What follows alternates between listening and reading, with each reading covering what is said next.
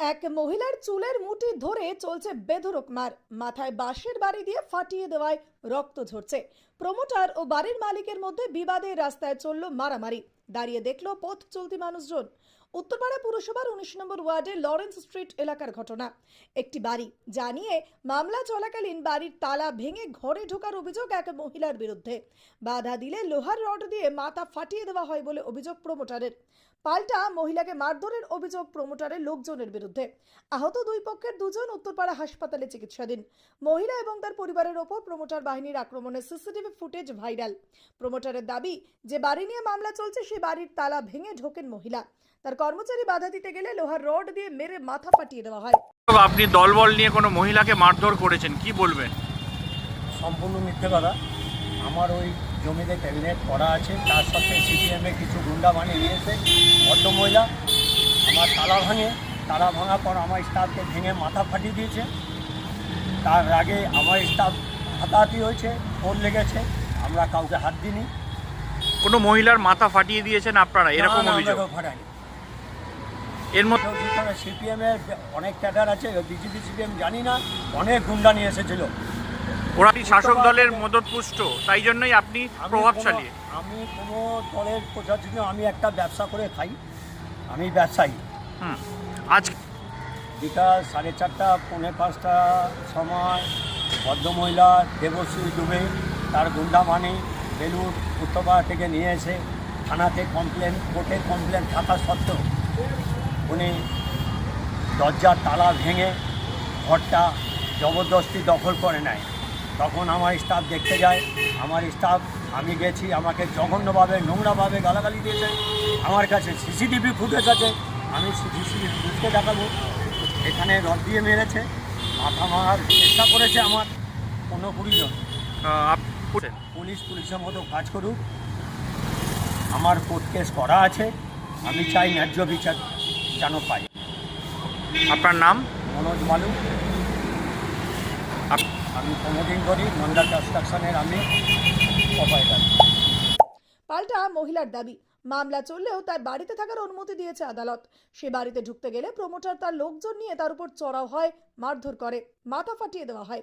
উত্তরপাড়া হাসপাতালে গিয়ে আক্রান্ত মহিলার সঙ্গে দেখা করেন উত্তরপাড়ার বাম প্রার্থী মীনাক্ষী মুখার্জি। পরে উত্তরপাড়া থানায় গিয়ে পুলিশের সঙ্গে কথা বলে অভিযোগ নিয়ে তদন্ত করে উপযুক্ত ব্যবস্থা নিতে বলেন।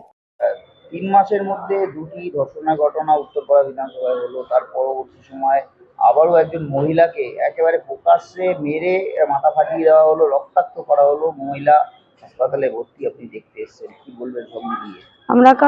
আমরা কালকে খবর পেয়েছিলাম, আজকে আমাদের প্রচার ছিল, প্রচারের পর এসে আমরা তার সঙ্গে কথা বলে যেটা জানতে পেরেছি, ওনার দাবি হচ্ছে যে ওনার কাগজপত্র, বাড়ি, এই সব কিছুটা ঠিকঠাক।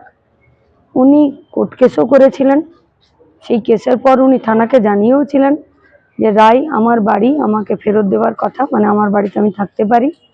আর যিনি প্রমোটার, যিনি বাড়িটা বলছেন যে না, তা থাকার অধিকার নেই, তিনি বলছেন যে এই বাড়িটা তাকে তিনি দিয়ে দিয়েছেন আবাসন বা যাই হোক কিছু একটা বানানো বা কিছুর জন্য। তার থেকেই মারামারি, এবং সেখান থেকে এখন তিনি গুরুতরভাবে আহত।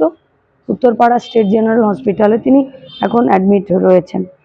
ওনার একটাই প্রশ্ন যে আমি মার খেলাম, কিন্তু আমাদের নামে কেস হলো, উনি জানতে পেরেছেন, অথচ ওনারা যখন থানাতে গেলেন তখন ওনাদের কমপ্লেন নিলেন না। উত্তরপাড়া থানার দিনের পর দিন এইভাবে আইনকে রসাতলে পাঠিয়ে দিয়ে মানুষের পাশে না থাকার একটার পর একটা উদাহরণ সাথে আসছে। সামনে ইলেকশন, শুধু ইলেকশন না, ওটা উত্তরপাড়ার মানুষ পুলিশের উপরে ভরসা রাখতে পারছেন না। আমরা আপনাদের মাধ্যমে পুলিশকে এবং গোটা উত্তরপাড়ার মানুষের কাছে এই প্রশ্ন করতে চাইছি, যে কোনো কাণ্ড ঘটতে পারে, যে কোনো জিনিস হতে পারে, যে কোনো নিয়ম কানুন জমি জমার কেস হতে পারে। মারপিট হলে পুলিশ, যিনি মার খেলেন, তার একটা কমপ্লেন নেবেন না? তাহলে তো গোটা রাজ্যের সঙ্গে উত্তরপাড়ার তো কোনো তফাৎই নেই। অথচ উত্তরপাড়াকে আমরা নবজাগরণের একটি শহর, একটি জায়গা বলে জানি। সেখানকার পুলিশ যদি এতটা দায়িত্ব জ্ঞানহীন ভাবে এবং আইনকে বাদ দিয়ে কাজ করেন, তখন আমাদেরকে, যারা অবহেলিত, যাদের অভিযোগ নিচ্ছে না, তাদের পাশে থেকে আমাদেরকে পুলিশের সঙ্গে সেই কথা বলতেই হবে। এই নির্দিষ্ট প্রমোটারকে একাধিক শাসক দলের নেতাদের সাথে দেখা যায় এবং তিনি প্রভাবশালী বলেই কি কমপ্লেন নেওয়া হচ্ছে না?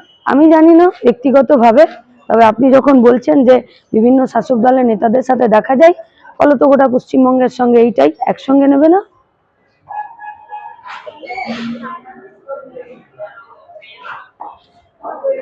তাহলে যখন বলছেন যে শাসক দলের সঙ্গে যুক্ত এবং তারা প্রভাবশালী, তাহলে উত্তরপাড়া থানা হয়তো প্রভাবশালীদের থানা, জনগণের থানা নয়। গতকাল প্রমোটারের সঙ্গে অশান্তির মহিলার চুলের মুঠি ধরে মারা হয়, বাঁশ দিয়ে মেরে মাথা ফাটিয়ে দেওয়া হয়। সে মারধরের ছবি সিসি ক্যামেরায় ধরা পড়ে, পরে তা ভাইরাল হয়।